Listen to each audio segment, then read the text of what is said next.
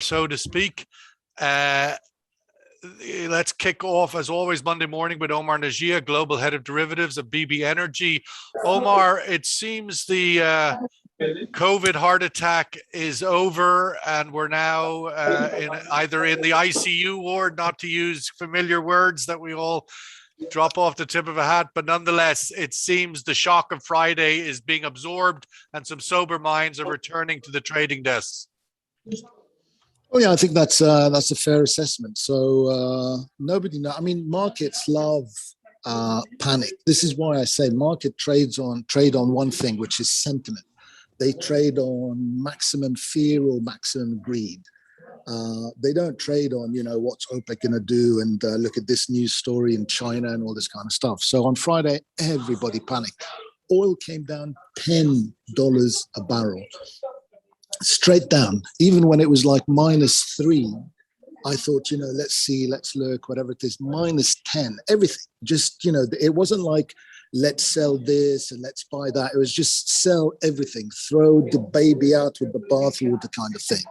So when you have these kinds of, panicky stuff, you can look to kind of buy and see what happens. But I think right now the markets are just, you don't know, because it depends what politicians do. It depends what, new scare stories are. But it's very interesting if you look at the words, mutant and, market plunges and all the rest of it. It's also a very good thing for inflation. So let's see. If we are going into new lockdowns and all this kind of stuff, it's going to be the end of the world. So it'll be very interesting to see what happens. Well, let's hope that doesn't happen then. Let Israel be an outlier. Let's go to Sydney, Australia. Peter McGuire, CEO of XM Australia, where although the somewhat epicenter of this new COVID variant came out of South Africa, it seems Hong Kong is also in the crosshairs here, Peter. But nonetheless, is this a buying opportunity? Well, good afternoon, Sean. I'm just noticing WTI is up the best part of 4% from what we saw building on Omar's comments.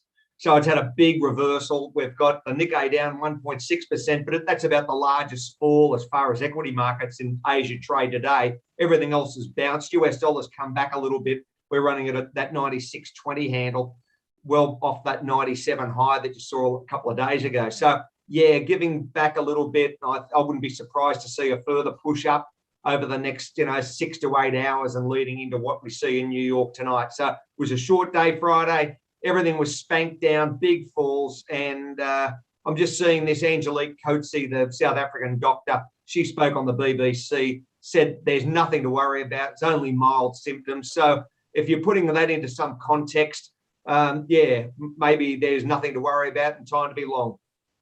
Well, Peter, just to come back on that point, I mean, whatever the realities are of this COVID variant, it seemed this market was more than willing to drop dramatically very quickly.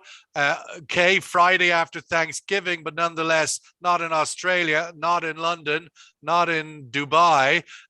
This market was very willing to drop $10 on oil, a bunch of percentage points on most equity markets. What does that tell you about the current sort of position of this market, that it is that fragile at this moment? Yeah, a fragility, Sean. It is very, very overbought in a lot of ways. And I think that there's the sentiment is one of fear. So that greed, as Omar said, greed or fear, at the moment it's fear. And that really, I think, spooked everyone. It was a short day, 1 o'clock close for the New York equity markets. The NYMEX traded a little bit longer, and then that whole everything just capitulated, as we know. So yeah, fear drove it down. No one wants to go back to. We all understand where we've been the last 18 months, and that was the issue that really swept everyone off their feet. Let's go to Dr. Charles Elinas, CEO, Cyprus Natural Hydrocarbons Company, and a senior fellow at the Global Energy Center, Atlantic Council, who mixes his time between Cyprus and Holland. No doubt it would appear, Charles, that Holland is also in the epicenter of this current sort of uncertainty, with a number of cases landing from South Africa. What do you think the position looks like from Europe, which seems to be at the forefront? As I say, you're right next to Israel in lockdown, or at least shut down. Much of Europe moving towards lockdown. Where's the momentum for that, do you think? Well, you have to look at Europe in two ways. First of all, the number of cases, even before the Omicron variant appeared, was growing very, very, very fast. Here in the Netherlands, the numbers approached 20,000. As a result, Europe, Netherlands especially, took measures irrespective of the variant. Obviously, the variant coming the way it did, and the way the news spread, caused some panic, but it didn't cause overreaction. The Dutch took some measures to stop travel from Southern Africa, but beyond that, they didn't do anything more than support the measures that they were already taking, because the virus was coming back. And obviously, the concern is that with winter coming, the virus itself, whether it's Omicron or something else, it's going to mushroom again and cause problems. And this is where the issue is. But they are hesitant to take measures to shut down the economy. So the measures taken here are more to shut down social functions rather than the economy. The activities. And there is obviously also a big pushback on this socially, people taking to the streets literally. What's your outlook for that in terms of how significant that will become? I don't think at least here in the Netherlands, but also in the rest of Europe, they will take any harsher measures. So I think as you said, the pushback is very strong. People don't want to go back to what we had before.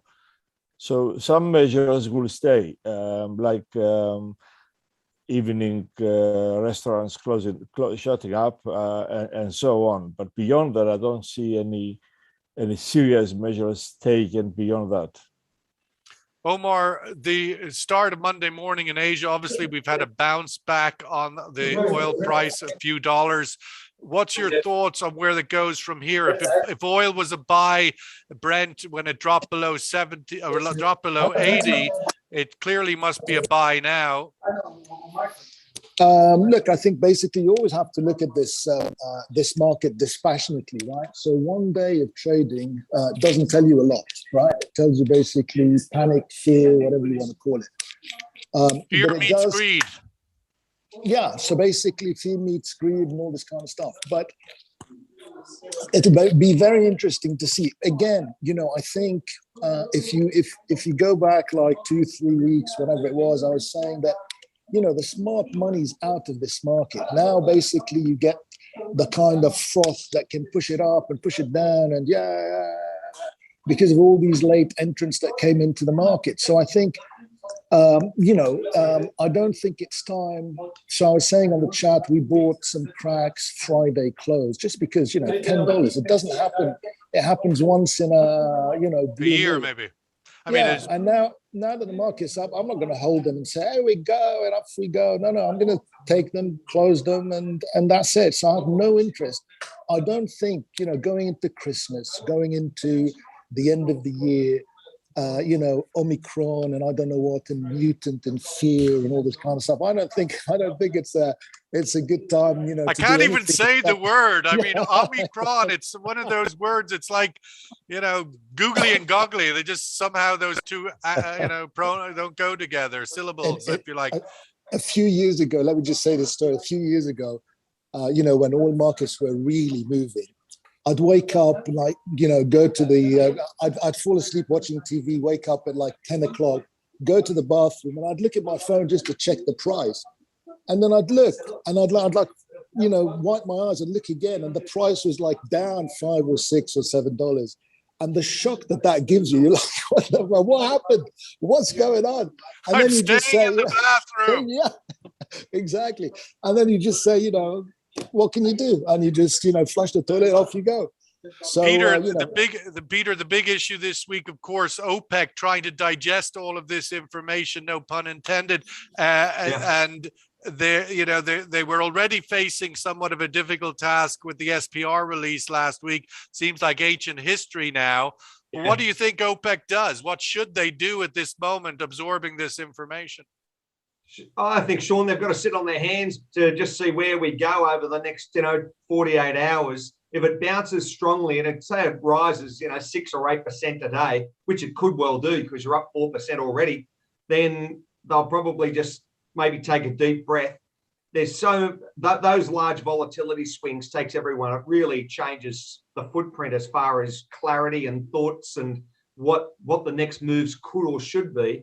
So I think it's just, take a deep breath. Let's see what happens over the rest of the next, 3 to 4 trading sessions, and then maybe make a decision. Because, when you start taking off 13% in one trading session, that's just not normal. That's very how does it guide you, Peter? Obviously, the sense of outlook that demand erosion was going to come on the back of COVID. Of course, there's already a decrease in aviation fuel, however which way you cut the cake, with hundreds of flights that were going to be flying today or not flying today.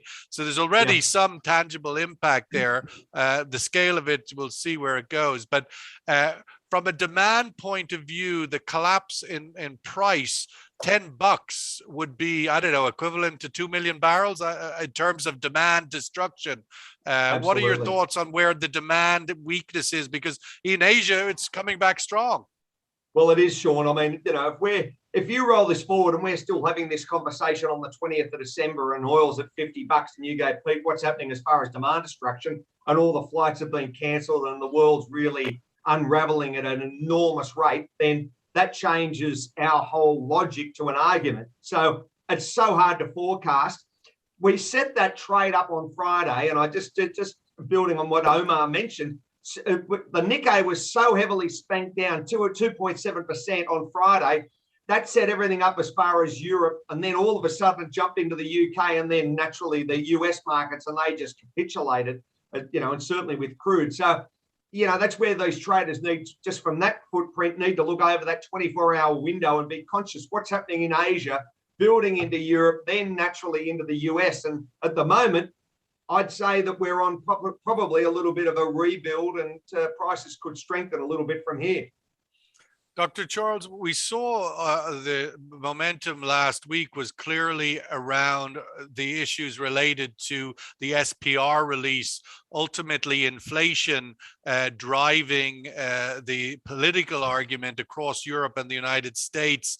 That wasn't successful in knocking the price down. This has done it temporarily. But where do you think the mood at the moment is to fight this inflation point, the SPR release? Where else do we go from here, do you think? I don't think there is anywhere to go at the moment. I think OPEC will come back and stay its course. It won't change direction as a result of all of these things.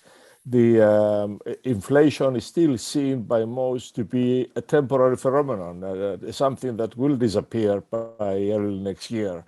Much the same as the energy crisis in Europe, which is still battering us, and still a problem, but it is not seen to be a permanent phenomenon. So I think there is a sentiment expecting these things to disappear early next year. Hopefully that will happen, but it is not going to cause an overreaction. The stocks in general have been going up and down for some time now, but growing slowly, and that, I believe, will return. My suggestion is that you go and buy some travel stocks that on Friday came down 10-15%, offering an opportunity to buy. So go and buy them. Well, it does sort of, one has to take into consideration the idea that, if you look at the most dramatic responses on a sovereign level, we saw Israel literally shut its borders for all foreign travel for 2 weeks. Not a minor step for a country that's 95% vaccinated. No, but Israel so far has been taking drastic action anyway, so I'm not surprised that they took this decision. In fact, I was participating in a conference in 2 weeks, and it has been cancelled because Israelis shut down everything. I'm not surprised at that. I don't think anybody else is going to follow. As I said before, Europe is not doing that. Europe is not shutting down. I'm traveling today, and my flight is still on, so I'm still traveling. It's an overreaction. It's slowing. It's calming down already. It's coming down already. Peter, does it feel that way in the markets, that there is, this thing has been absorbed, the shock has been absorbed, and when the US opens, we'll see a rally perhaps? I wouldn't be surprised, Sean. I mean, if you're looking at crude being the starter, it's up 4%. Asia's choppy. The only one that really I'm worried about is where the Nikkei is at the moment, down around about 1.6. And it was probably a little bit exhausted, that Tokyo, that Japan market anyway. So I wouldn't be surprised to see a continuation as far as strength across that Eurozone today, as far as equities building into tonight. And yeah, Wall Street, I wouldn't be surprised it has a little bit of a bounce to the upside. I'm not sure, you can't pick a number, it's fortune telling, but the crude story could be the start, and a little bit further weakness as far as that US dollar. So some strength building into equities. Your thoughts on what OPEC will do, should do? Ultimately, you suggest that they should hold on their current agreement to go 400,000 barrels a day per month, which is sort of the sort of maintain the current posture. You're saying perhaps they should suspend that, Peter? Well, maybe not necessarily suspend it, Sean, but push the meeting back for a few days. After you've had a 13% wipeout, it really takes the oxygen out of everyone's lungs. And they need to really, gasp as they're held underwater there and say, right, get a breath. Let's have a closer look at this and see what happens as far as markets. If you only got to fall another 7% and you're in, bearish territory. The South African doctor's saying it's nothing to worry about. The media's grabbed hold of it. I'm not sure where it moves from here. It's upsetting a large contingent of the market, and we've just got to take a consideration what that fear factor built in, and does it bounce from here? So that's where I'm just saying maybe OPEC take a bit of a deep breath, give it a few days, postpone a meeting or a decision, and just push it off. Well, Omar, OPEC has postponed the first set of a series of meetings that they go through in their monthly, the JTTC, which is the technical committee, then they have MMC, and then they have full ministerial. But it seems they've pushed the first meeting out a day or two in order to see where this is all going. You would sort of dismiss that as irrelevant, if you like, from the point of view of whether more supply comes or don't come from OPEC? Yeah, I think basically, so markets usually what they do is they don't wait for start to look at what OPEC's going to do or not going to do. They go by what they last said they would do and assume that that's what they are going to do, and they price that in. And if a surprise comes, then they reprice it. So they don't kind of sit on the sidelines and wait for what they're going to do now. They already assumed that they're going to do what they said they would do last time. If there's a surprise, they reprice. So you think that if OPEC did suspend the current program, that would be a shock, that'd be a surprise? That'd be a surprise, definitely. So market is expecting OPEC to do what they always do after all their meetings and what they said and blah, blah, blah. And that's priced in. If it changes, then, they'd have to reprice stuff. So it all depends now what's going to happen with this virus. Volatility sparks opportunity, depending if you are kind of trading it long term or if you're doing it, very short term. But yeah, I think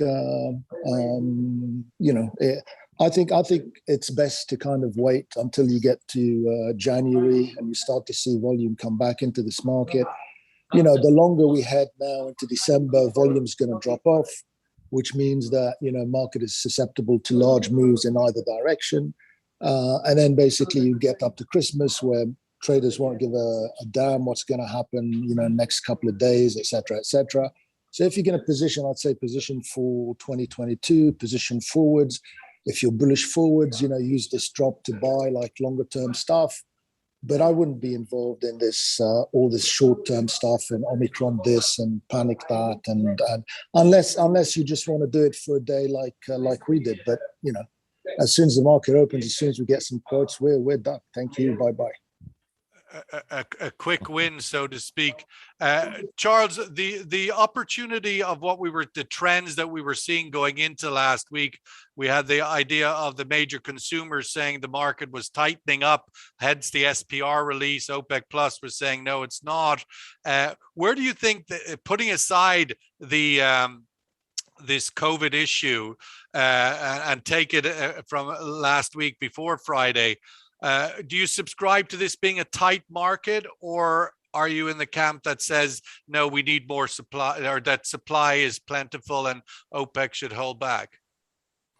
I am in the second camp. I think that the tightness is temporary. I think as you go into next year, tightness will disappear, and OPEC should just carry on without any change. The original plans to stay. I mean, what we see now is just a temporary phenomenon, and nothing should change as a result of it.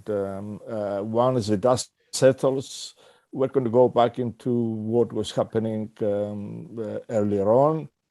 And next year, it could be the other way around. Even the IEA predicts that there might be some relaxation in demand, and as a result, the surplus will increase. So I think that tightness will not be there into next year. Peter, if you're the Fed and you're sitting on your tapering strategy, how does the events of Friday possibly impact that thinking, do you think? I think the first point is, Sean, they've got to get inflation under control. So probably they do have to look at, continuing that taper mantra. I mean, ahead of Friday, there was increasing noise about accelerating the taper. Yeah. Does Friday reconsider that? Maybe it does, but the story naturally is, how do you pull back that the inflation story? And everyone's in two minds. You've got the Eurozone sitting at about 4.6% November to November, that yearly number, which is quite frightening for Eurozone. And if you're looking at, you put all the measuring tools in there that you used in 1980, if you use those for the current figures in the US, you'd have inflation running at about 14%. So they know damn well that they've got to contain it and bring it back. Wage rises is what everyone needs. I don't know if everyone's getting, just because of the spending power of the wallet and the purse.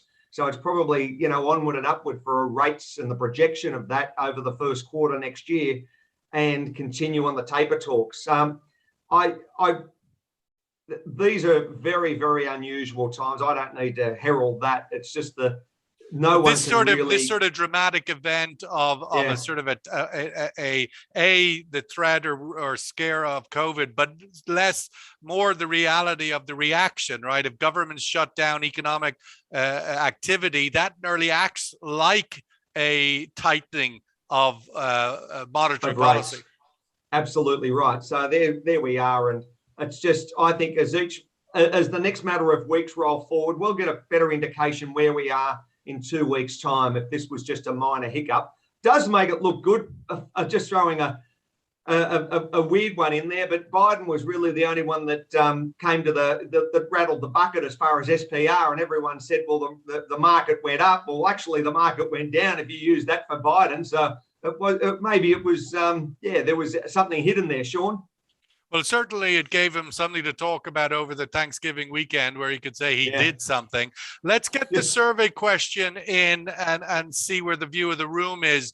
What will OPEC do this week? Not what should they do, not what might they do. What will OPEC do this week? Will they maintain the 400K hikes? Will they suspend the agreement? Or will they actually say, oh my goodness, like everybody else did on Friday, and say the world is ending, cut supplies like they did a year ago, or well over a year ago? So option one, will they maintain, will they suspend, or will they actually go beyond that and cut? What's the view in the room? Welcome the thoughts. Omar, it's Monday morning. The markets are climbing in Asia, regardless of the baseline, but they're rising for whatever multitude of reasons. Your thoughts of where the rest of the week goes?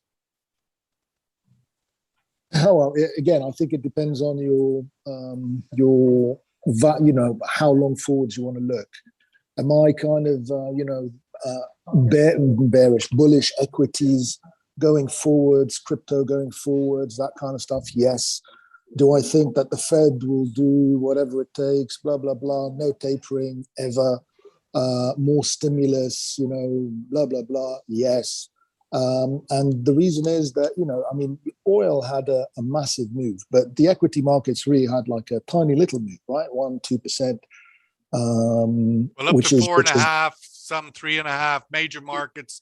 Yeah, but the biggest market in the world is the S&P, and that moved, Right. I think, like 2%. So Right. it's really not a huge amount. But Does the fact that this event on Friday happened at the end of November, at the end of the year, and all of the reasons you were articulating earlier, is that reflective of this? That if this was January or February, something like that would have a much more substantial impact?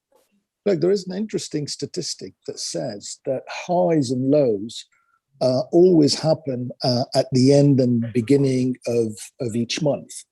And that's statistically a fact. So whether you want to say, it doesn't help much, because whether you say the high was Friday, or whether you want to say the low was Friday, statistically, they do happen towards the end or the beginning of each month.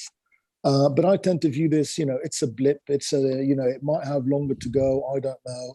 But I think equities buy, crypto buy, oil will bounce, but I'm not too sure going forward. And I think, don't read too much into one day as worth of data. So I'm on the sidelines. On oil, I do nothing. I don't have a strong view either way. I did say that oil tops tend to be V-shaped or upside down Vs. And that's what we've seen so far. But again, one day worth of data is not a lot. So let's wait and see. Peter, your thoughts, the Monday morning, Asia, China. China is also looking still an uncertain place at the moment in terms of it's got its own lockdowns, very little flying in terms of internal provinces closed in, ports delayed. How do you see the overarching China demand picture over this period into the new year and the Chinese New Year, which would typically be a very peak demand window for oil at least?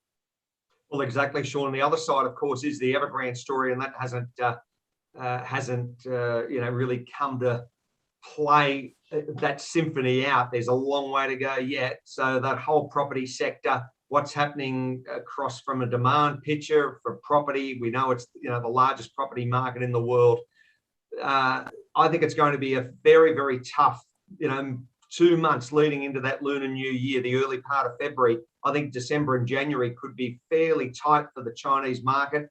And if they have further lockdowns and that, ratchets up from here, it's not going to be a pretty sight by the time we hit the Lunar New Year. So, yeah, which of course is a big picture that OPEC looks at. OPEC plus China is their biggest customer.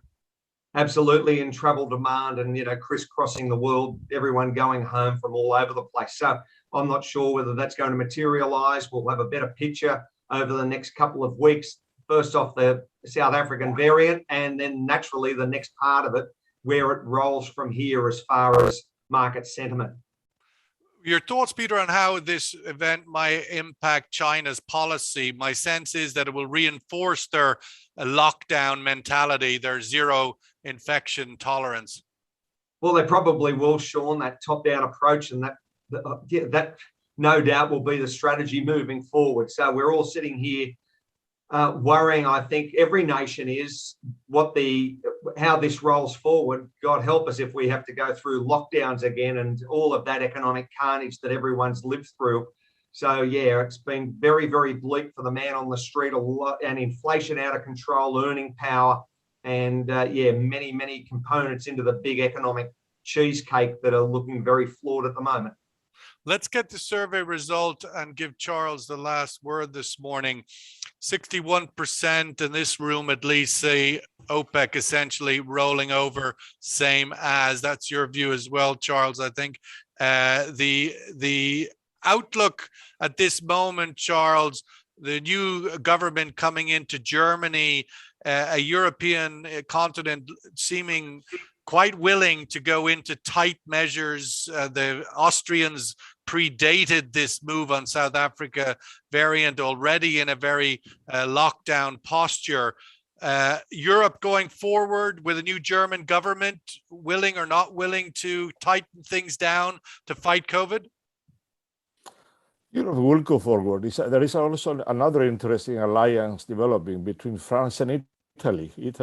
In the absence of Germany, France and Italy got together, and they seem to be formulating a new way forward for Europe.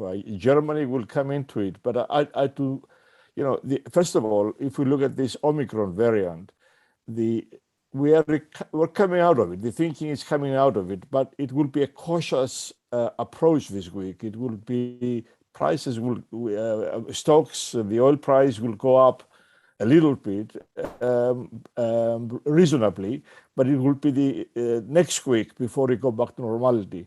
Here in Europe, I see an impact, a small impact, but not a massive change. So the lockdowns that were planned before Omicron, as a result of the high numbers of infections, will continue. Europe is concerned about the numbers, but not, as I said before, not to the point of shutting down Europe. I don't see Europe being shut down. I think there will be measures to slow down the infections, but not beyond that. Even the new government in Germany will be doing something similar. But don't expect much out of Germany because it's a new coalition, a strange coalition. It will take a bit of a while before it really gels and starts coming into Europe and doing things. It's at the moment it appears that's right. It won't lead. At the moment it appears that it's France and Italy that are taking the advantage or the opportunity of Germany being out to forge a way forward. Well, Mr. Draghi in Italy seems to be having a long honeymoon in his position. He's obviously got a lot of credit, so to speak, from his days at the European Central Bank, which is giving him perhaps a lot of support from the rest of Europe, which another Italian leader may not get.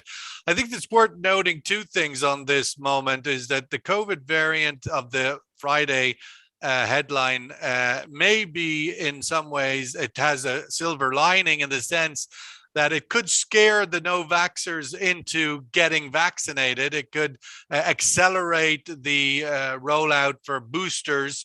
There's still only 65% vaccination in a country like Austria, and not even 60% in the US. So there is some very serious no vaccination attitude out there that still needs to be overcome. And perhaps this moment also might deliver a little bit of momentum to that. On the flip side, of course, I think I would express a little bit of caution about this is passing and we've absorbed it, because ultimately we're only starting to hear about where this infection has traveled to, where we got 12 or whatever cases in Holland come in, and who knows where else. And I think over the next few days, as we hear where all of the places are where this has already traveled to, could have its own sort of impact on the consciousness, no matter the scale of it. But if it's suddenly in 20 countries by Friday instead of 1 or 2, that could certainly, I think, influence sentiment. But anyway, that's a wrap. It's already Monday morning. Get back to work. Omar